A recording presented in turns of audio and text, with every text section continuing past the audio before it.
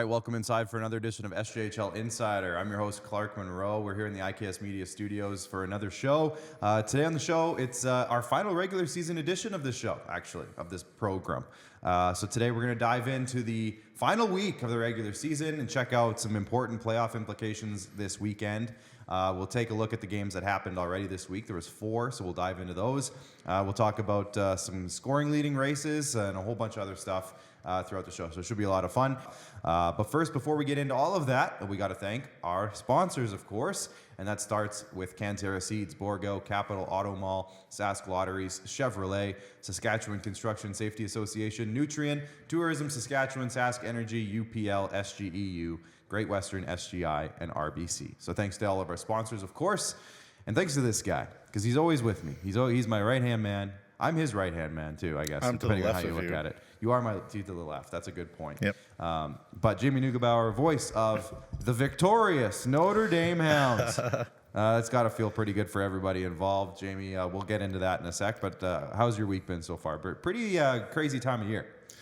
Yeah, man, I got a lot going on. Yeah. A lot of people have asked me if I'm going to Orman, if I'm going to work for the Orman hockey team.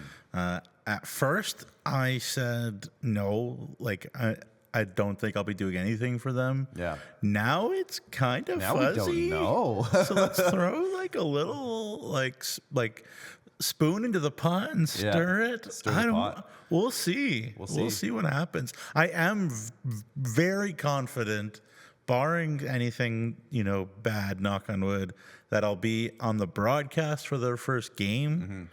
But after that, there are some balls in the air, some irons in the fire. But thank you for your interest, people. I really appreciate it. And I will say this, too, just in talking to both Cole and John, in part of the founding group over there in Warman over the last couple of weeks, both on these programs and also off of these programs.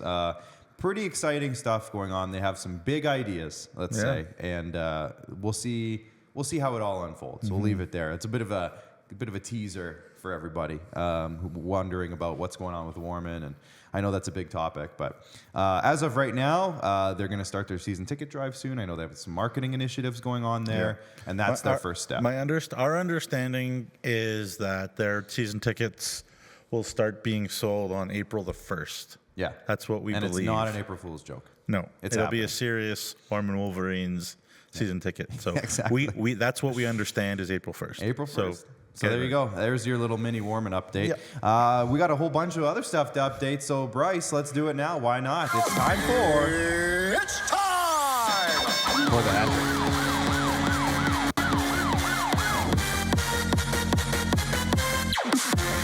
And, of course, as you can see... Oh, Bryce is even into it. Heck yeah. For those who are listening on podcasts and don't know, we were all fist pumping during that song. You got it. We're all also wearing Prairie Proud gear. Nugesy's got his Prairie Proud's polo on. Love that shirt myself. I have one in the other room. I got my Prairie Proud t-shirt on today.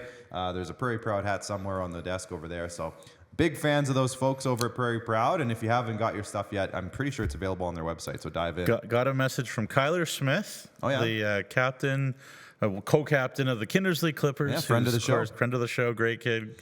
Great interview. Committed to Dalhousie. He was thrilled to get his Prairie Proud hoodie. Oh, nice. When the Clips were in Wilcox, I gave it to Mason Buchert to give to Kyler, and Mason did a great job clearly delivering it and not keeping it himself. You're saying that Mason Buchert's a good playmaker? He's a good teammate. Yeah, good playmaker. I mean, he's known for his shooting, but I guess he made a nice pass there. Made good a nice pass.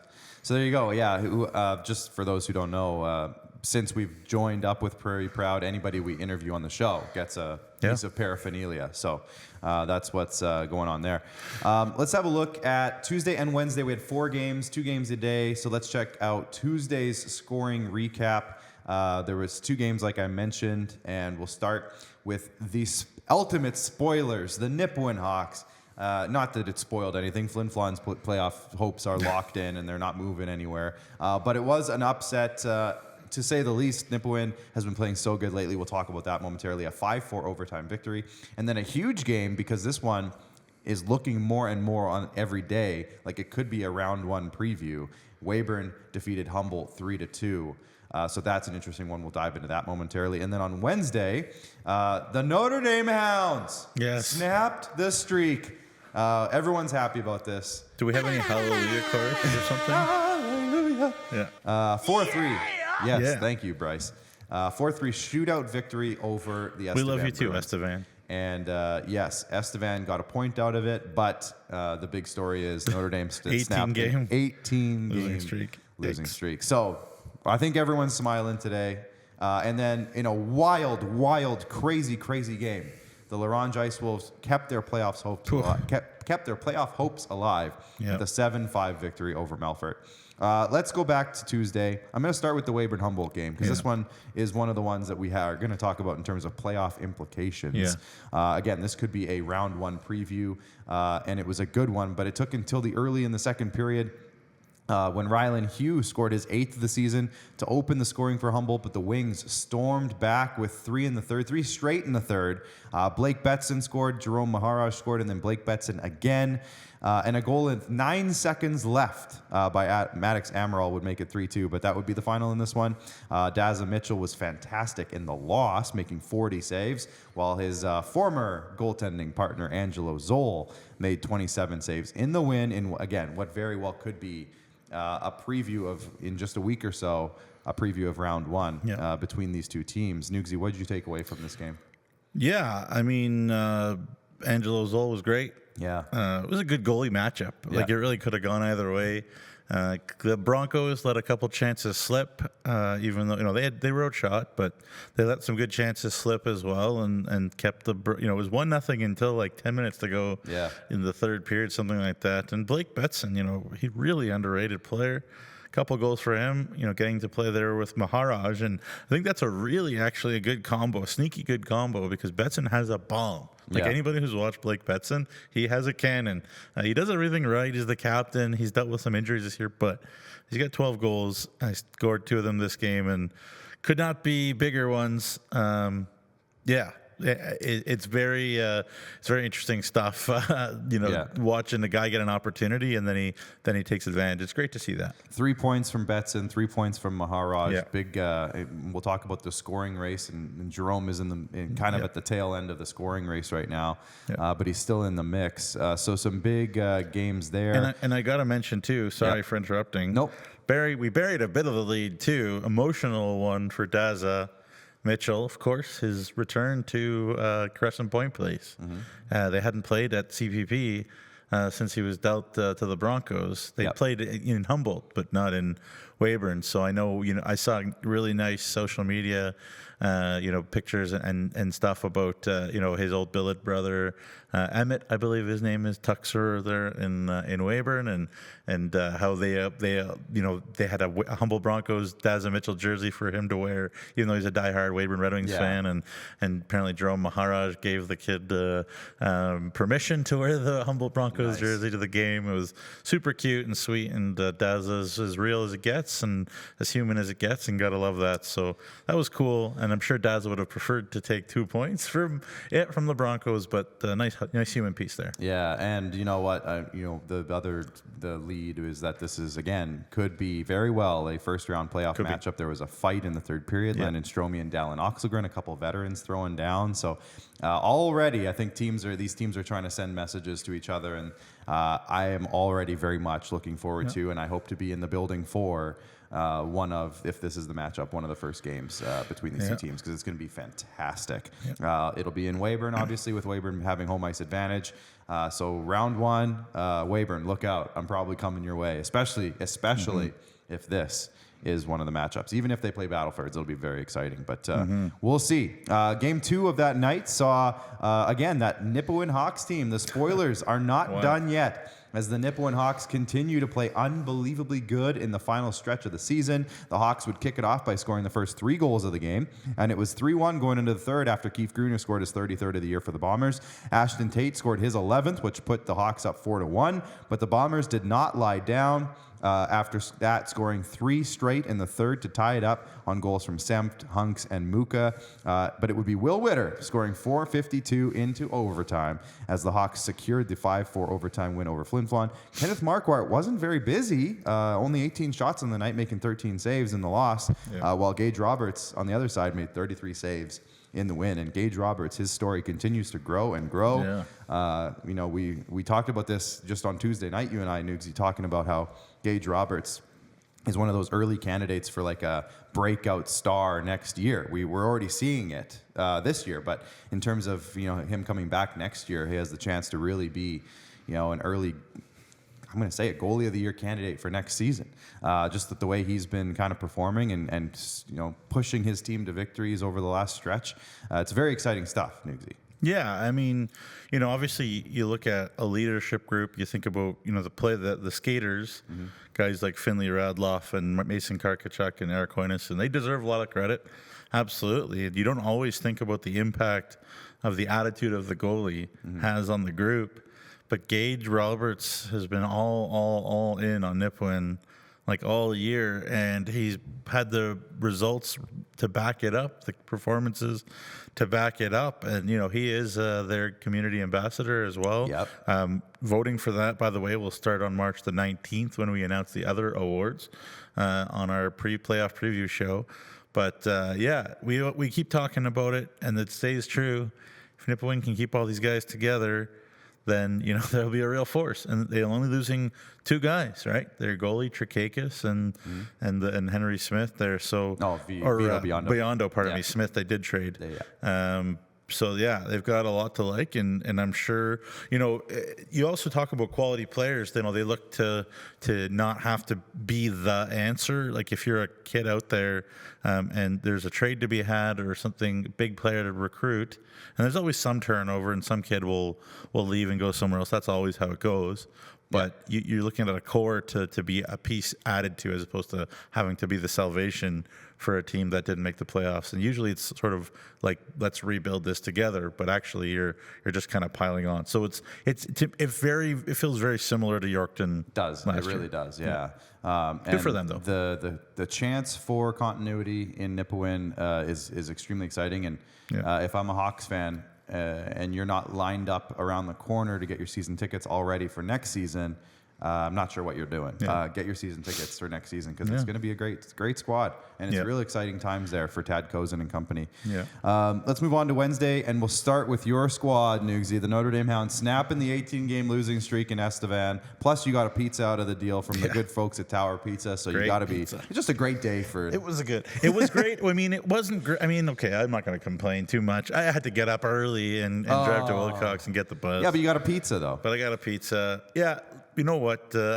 Food tastes better. The sky's a little brighter. Well, let me 18-game losing streak. I was talking to a bunch of guys. I'll get into the summary here. Yeah, I'll break it down. It felt a lot like a playoff win. Yeah. Almost to me. I said that to a few people after the game. Exactly. So it was a back and forth affair though Tuesday afternoon for their Hookie for Hockey Day, which I'm going to own this one. For those who might not have saw or did see on social media, we do the game day videos every day where I break down who's playing who, and I had it in my head that it was a 7:00 game.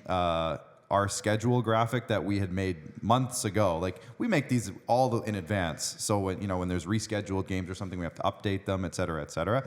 But that said 7:00, so in my head it was a 7:00 game. I didn't look at the website good enough. So I said in the video, it's 7:00. I post the video at 2:00. The game started at 12:30. So Nugsy texts me. He's like, "Hey, we're already in the second intermission." I'm like, "Oh shoot!" Yeah, I knew that. My bad. But either way, it was a back and forth affair. It was Hookie for Hockey Day, so a lot of school kids were there. They're having some fun, and it was a fun game for them to be at, despite the Bruins losing it. It was exciting. It was in a shootout. That's always fun for the kids. The Bruins scored the first 2. The Hounds tied it up, and then in the third period, Kalen Whittingham made it 3-2 for the Bruins in the first minute, and Damian Metastasio tied it up in the last minute. So it was an exciting game all the way through. There was no scoring in overtime, but Neka Jean and Ryder Gilroy, who had a huge day, and I'll let you talk about that, scored in the shootout to finally snap that losing streak for the Hounds. Caden Perron made 29 saves in the win. Beck Boito made 30 in the loss. So Nugsy, kind of tell me about the game itself.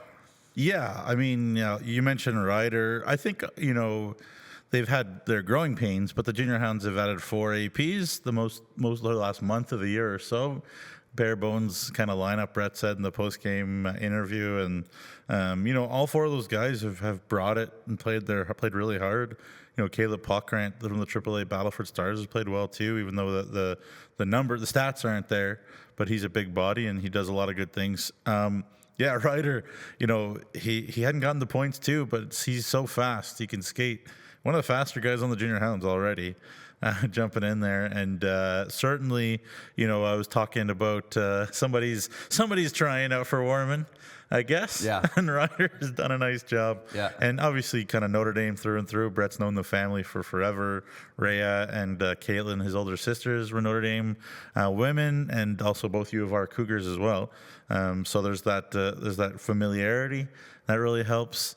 And the Hounds had a really good performance. I think the Hounds outplayed. It went back and forth on the scoreboard, but I think the Hounds outplayed them most of the night. Caden Perron was good when he called upon. There was some very egregious breakdowns that were the goals for Estevan. But other than the breakdowns, I think the Hounds really set the tone and dominated overtime. The Hounds have actually been pretty good in overtime this year, believe it or not. But hey, I'm happy for Caden Perron. It's his second career SJHL win. He got one as a call-up, not this year, but he got one as a call-up a couple of years ago. I was at that game.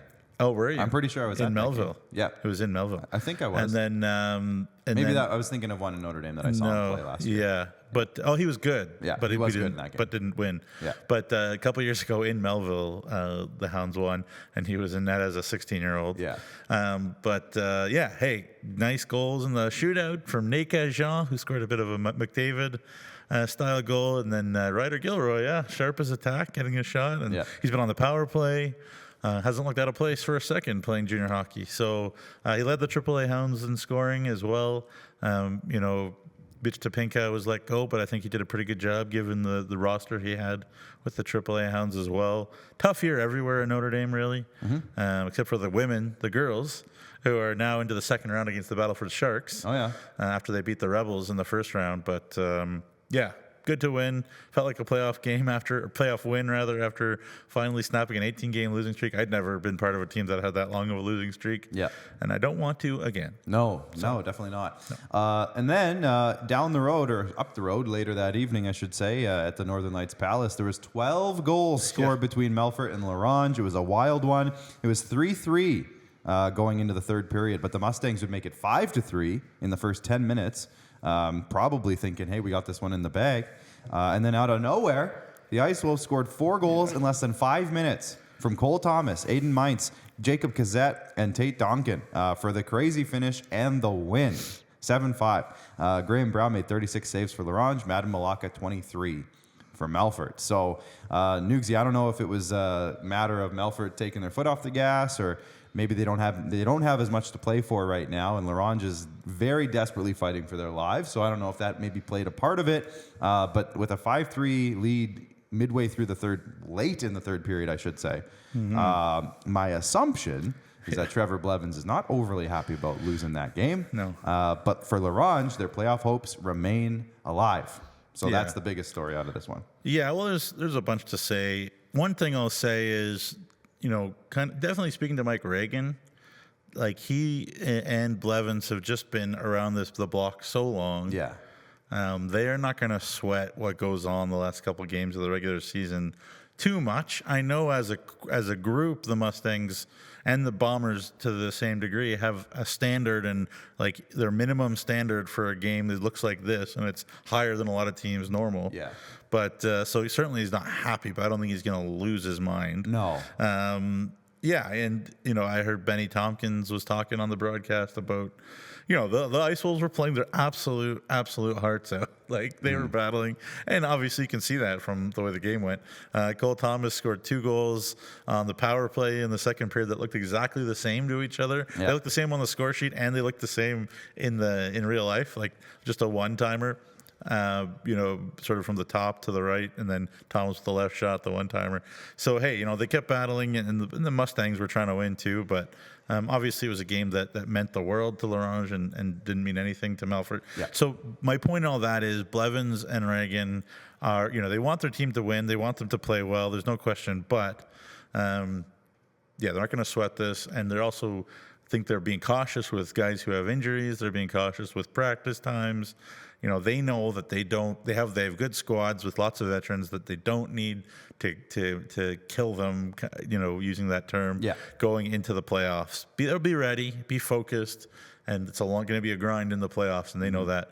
So I don't know. I don't get anything from Melfort's perspective at all. But I just give kudos to L'Orange. That's absolutely, 100%. But I will say that if L'Orange does find a way into the playoffs, they will be playing these Melfort Mustangs, and I can't imagine that this won't help their mentality going into that series. I wonder if somewhere in his heart, Trevor Blevins is actually good. Yeah, good. Because then if they do play each other, then he'd be like, remember when those guys beat us? Yeah. You better be ready. Because if they came in and won 10-0, then Blevins has nothing to work with. Yeah. So remember when we beat them 10-0? Yeah, coach. Yeah, whatever, whatever. Well, speaking of their last couple of games, let's have a look now for topic number 2 of our hat trick. And this is going to be a look at some of the games this weekend that have a lot of importance in terms of how the playoff picture is going to finish up. So on Friday, obviously the Highway 10, the Yorkton-Melville rivalry. SJHL Game of the Month. The SJHL Game of the Month featuring Nugsy and Rory and who else is going to be on it? Sean Mullen, director, producer Rusty, and all the boys. It's going to be a huge game because this is looking more and more, and I don't know if it's locked in. Is it locked in? What? Yeah, 4-5. Yeah. Do you want me to just say what we know for sure? You go ahead. Yeah, you go for it. So here is what we know 100% right now. Yeah, keep this graphic up for us. We know 100% that 1, 2, and 3 is Melfort, Flin Flon, Weyburn, respectively. Mm-hmm. We know it'll be Yorkton versus Melville, 4-5. It's locked in, folks. We don't know who has home ice. Right, Melville could get home ice if Melville sweeps this. All 4 points, then they'll be home ice.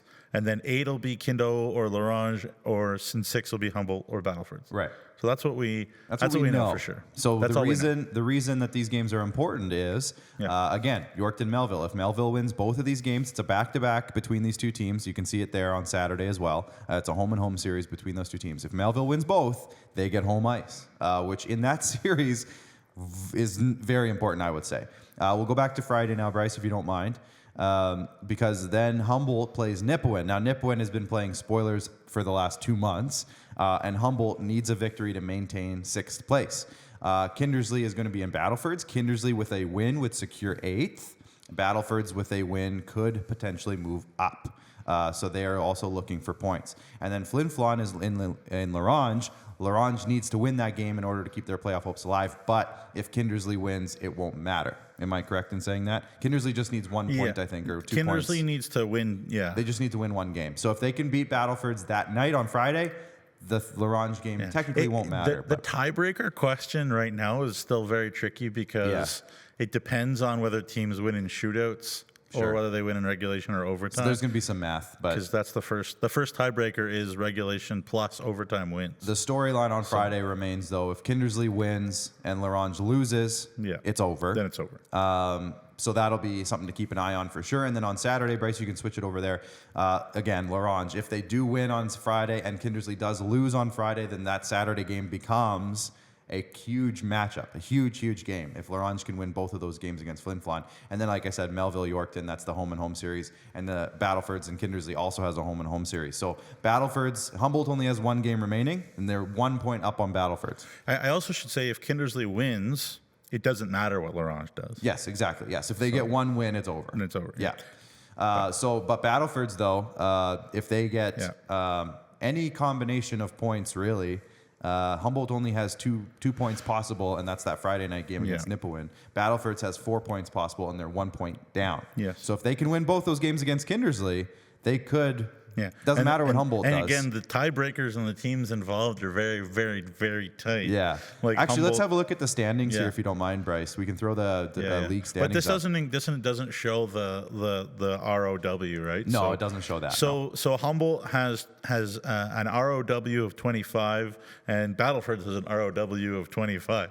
So then it would go to head-to-head points, which I believe are also that's dead the tiebreaker. Yeah. So it's like then it goes to the goal difference, and in that situation, Humboldt is well ahead in goal difference. Yeah. So we might go all the way down the tiebreaker Like all chart the way. if it's sort of tied between Humboldt and Battleford. Now again, both those teams' fan bases can rest easy. They're not missing the playoffs. This is all just depending on how they finish, where they finish. You want to avoid flin-flon. Yeah, exactly. So let's be honest. All the love and respect in the world to the Weyburn Red Wings. Except the funny thing is, Battleford just totally dominated Weyburn this year. Right. So maybe Battleford there's something there. definitely wants Weyburn. But again, the storyline is going to come down to Humboldt has one game remaining. They're at 60 points, so 1 point up on Battleford's. They can only get to 62. If Battleford's does win both games against Kindersley, they could get to 63. So they will move up. Right. Melville has the tiebreaker on Battleford, so if that's the case and Melville loses both games, Melville will remain in 5th. Because they have more wins. So that'll be the end of that one.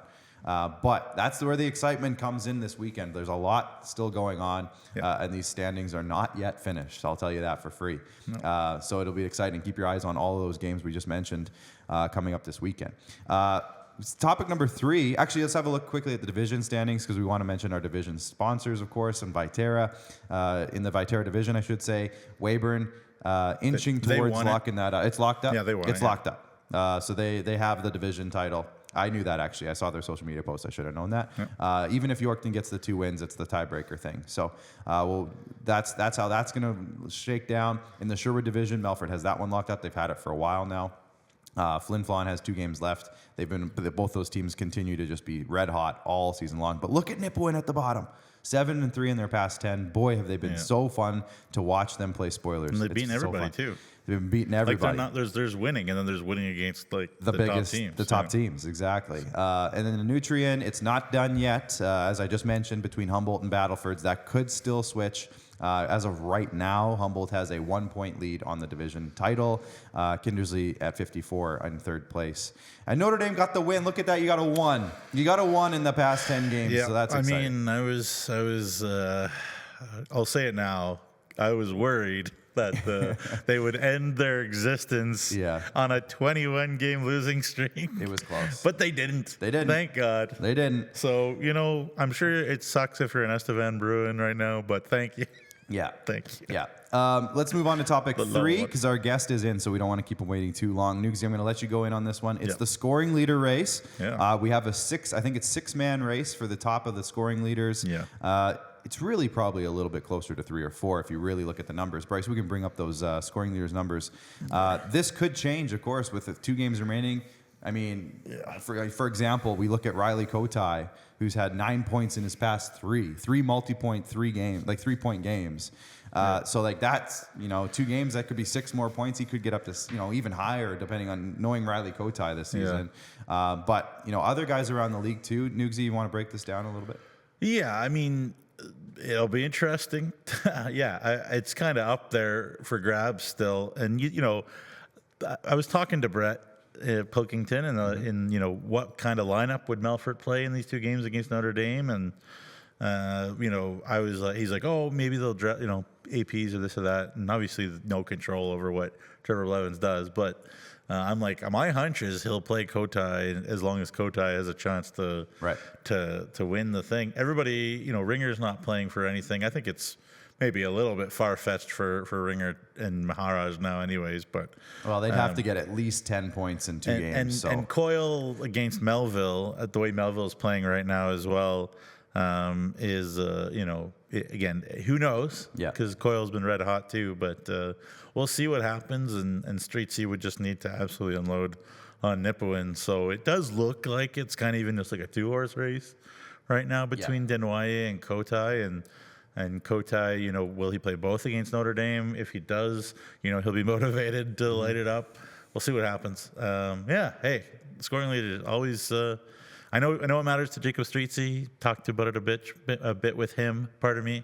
Coyle playing with Denoy has really helped him. Obviously, he's a good player. Yeah. But it's really helped him in this whole thing. And Jerome Maharaj is Jerome Maharaj. So, it's been cool. And good for Ringer getting in there, too. The nice thing about Ryder Ringer is that he could have played all 56 games this year. That's one thing that I kind of noticed. He's the Iron Man of the Flin Flon Bombers. He's played every single game so far, and he has 2 more games left to play 56. So hopefully, just for that sake, I'm kind of selfishly hoping that Mike Reagan leaves Ryder Ringer in the lineup for the last couple games, just so he can play all 56 games. Yeah, Mike, he said, like, if there's guys who are not healthy, then he'd rather have a very long playoff run. For sure. Oh, and I guarantee Ryder Ringer would agree. I should mention Keith Gruner is kind of the guy in the list of, like, the top of the league that has had some injury issues this year. Yeah. So his points per game are right up there. But he missed a stretch, and he's right up there. So had that not happened, who knows, right? But had a great year. We've been doing our Saskatchewan Cattlemen's Association burger contest, rink burger contest, Nugsy, and Melville had a submission just recently. Quite impressive stuff. Nugsy, you're the film. I filmed it. Filmed it. So let's check that out now. This is Melville's rink burger contest video. 3, 2, 1, go. All right, SJHL fans, another edition of the Sask Cattlemen's Rink Burger Competition. Here we are in Melville. I'm here with Levi Hall. Levi might look familiar to you fans. Levi was a part of the first episode out there in Yorkton. I guess, what has the winter looked like for you, and what does the winter look like for a cattleman? You know what? Rain, shine, snow, 53 below. We're always out there feeding. And it's like, the longer the days that we deal with are usually the coldest ones, because we're out there bedding and feeding extra, and it just takes that much more. So I'd love to be able to stay in the house or the shop, but the colder days we're out longer, actually. So no trips to Mexico for you then, I guess. No. You know what? We've been having this competition going on for the last few weeks here. What are your thoughts on the partnership with the SJHL and the Sask Cattlemen's Association? What do you think of the competition that you've seen on social media? You know what? I think it's a really good partnership, and we're excited to move forward into next year. And there's always things that we could do a little bit different, but you know what? We're really happy. Beef and sports, they align themselves so well. That's right. And I'm really, really excited for what we've got going forward. And you know what? And it doesn't matter whether it's our producers or our consumers. Everybody's like, SCA. Yeah. They're at the table, and it's huge, and we really we do appreciate that. So thanks. You bet. At the table, both literally and figuratively. So here we are in Melville. We've got a beautiful rink burger. They made a special burger for us. They even branded the bun and a little pickle spear on it. Yeah. So you've done this before. You know the rules. We're going to take a bite. We're going to give it a score out of 10. And, it looks fantastic with some fried onions, lettuce, tomato. Looks awesome. Ooh, man. Cheers. Yeah.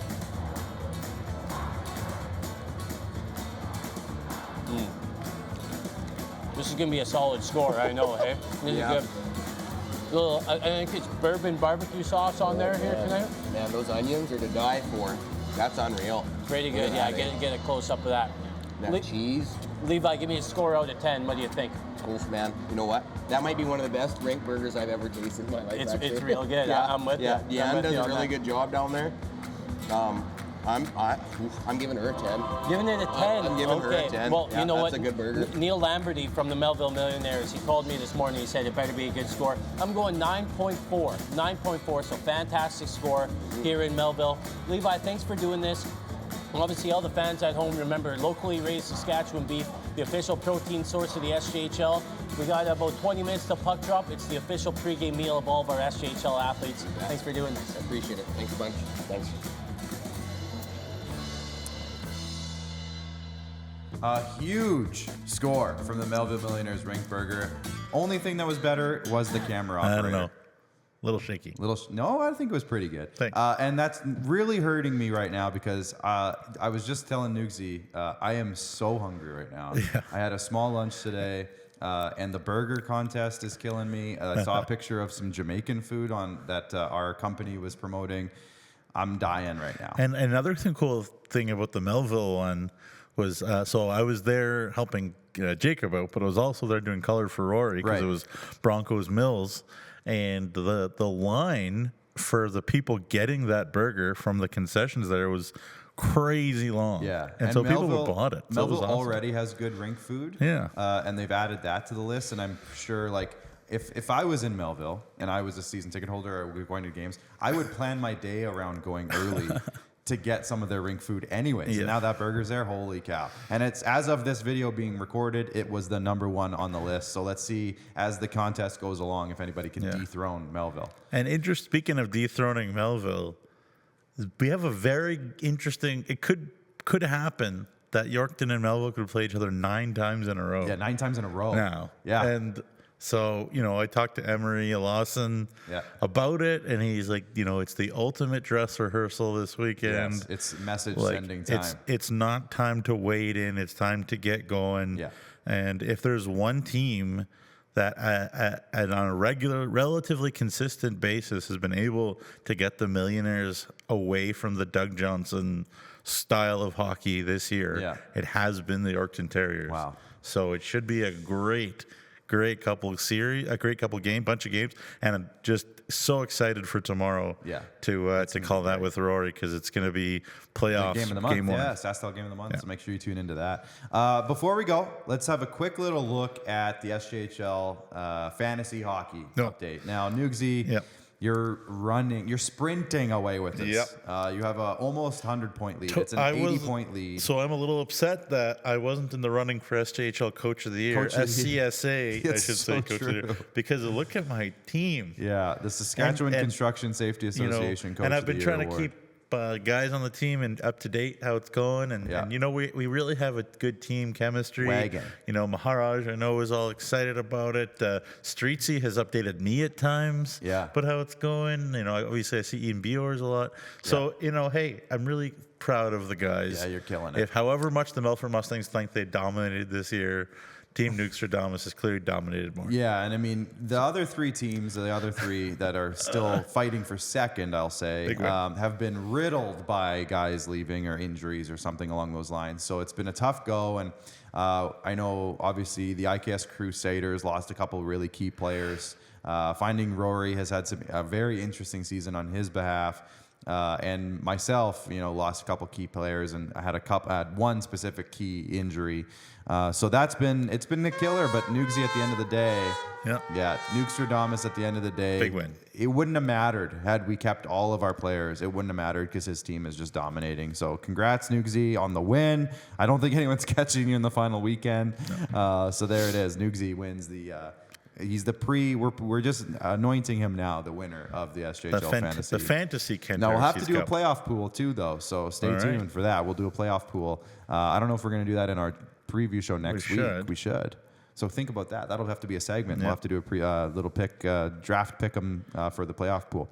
If you have any ideas on who we should pick, send us a message. Let us know. Comment. Who's going to be the playoff MVPs in your team, and let us know. Yeah. Any final notes before we go, or should we just get out of here? Because this has been a good one and a long one, and had some technical difficulties. So we'll get Marty on. We'll get Marty on another time for sure. Make sure you follow us on all of our social media channels.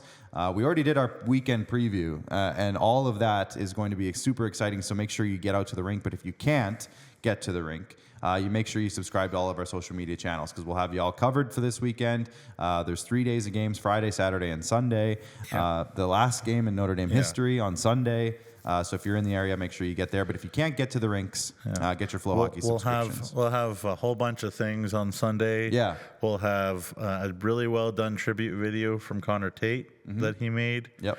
That I've already seen, and it looks unbelievable. Yeah, you're tearing up already. I can tell. Pretty unbelievable. And I've been collecting a bunch of messages from Junior Hounds alumni.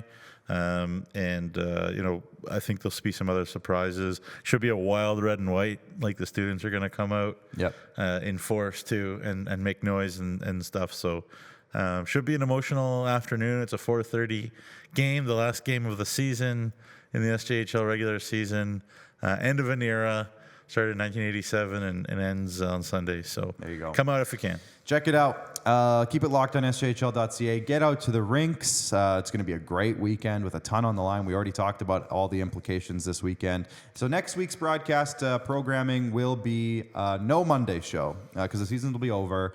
But we're going to move SJHL Weekly to Wednesday. It'll be at 1:30 in the afternoon still. And it's our playoff preview show. So we're going to break down all of the matchups, the storylines behind them, burning questions for each one. We're going to do that. We're going to talk about, or we're going to be joined by a special sponsor guest from UPL, I believe, who are the playoff sponsors, UPL. So shout out to them. We'll chat with them during the show. I'm not exactly sure who's coming yet, but we'll find out. And then we have our year-end award winners. We're going to announce those, the winners of all of the awards, except for the playoff or the RBC Community Ambassador, which is a vote that will start on Wednesday. So lots to do on that show. And now we just realized our playoff pool draft.